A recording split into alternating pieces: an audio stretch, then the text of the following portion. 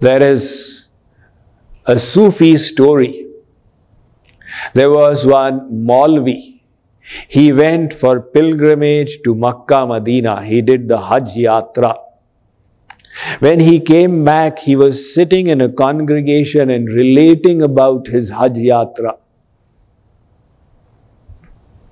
There was a sage in that congregation called Hazrat Junaiz. He said, Maulvi ji, you went on Hajj. Can I ask you a few questions? The Maulvi said, please go ahead. When you started off for your Hajj, you must have stopped in various places on the way. Yes, I did. Your defects, your infirmities, did you keep discarding them as you went along? The Maulvi said, actually they are still inside me. Hazrat Junaiz said, all right, never mind. When you reached Makkah, Medina, to see the Kaaba, at that time you must have worn a special cloth, ihram. It's a part of the ritual of the Hajj Yatra. It's an indication, I have now worn the cloth of Allah. I no longer belong to the world. Now I am a part of the divine. Did you create such sentiments when you wore that cloth? The Maulvi was quiet. Hazrat Junaiz said, after that you must have gone to the hill called Irfan.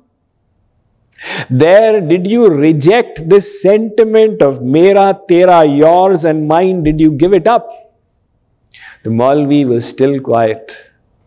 Hazrat Junaiz said, then you must have gone to the two hills, Sufa and Marwa. The part of the tradition is that you go there and you run. While running, did you find yourself close to Allah? Did you perceive Allah close to you? The Maulvi was still quiet. Hazrat Junaiz said, after that you must have given the qurbani, the sacrifice. Did you sacrifice your selfish desires? Or did you just cut the head of the goat? Hazrat Maulvi was still quiet. Hazrat Junaiz said, then you must have, as the end, taken the stone pebble and thrown it. Did you take out the pebble of envy and reject it from within you? Maulvi was still silent. Hazrat Junaiz said, why don't you answer my questions? The Maulvi said, what should I answer? The way I was before the Hajj, I am still the same. Hazrat Junaiz said, then what was the purpose of the Hajj? You have only increased your ego by adding Haji in front of your name. And it has nothing to do with Allah. The purpose of the Hajj was to increase your devotion. That ultimately is the goal of all the processes, all the rituals, everything that we do. The ultimate aim is to develop love for God. That is why the Quran Sharif ends out here. Ma khalaqtal insa wa jinna illa liya'budun ya ayyuhu allazin. ए ईमान वालों, अल्लाह मियाँ खुदावंद ताला ने इंसान को इसलिए बनाया कि इंसान अल्लाह की इबादत करे. Allah made us so that we should learn to love Him. And that is what the Bible also says. Jesus was asked, Father, what is the most important commandment in the law? And He said, the first and foremost commandment is to love the Lord thy God with all thy heart and all thy might and all thy soul, and to love thy neighbor as thyself. In other words, love for God is the common message.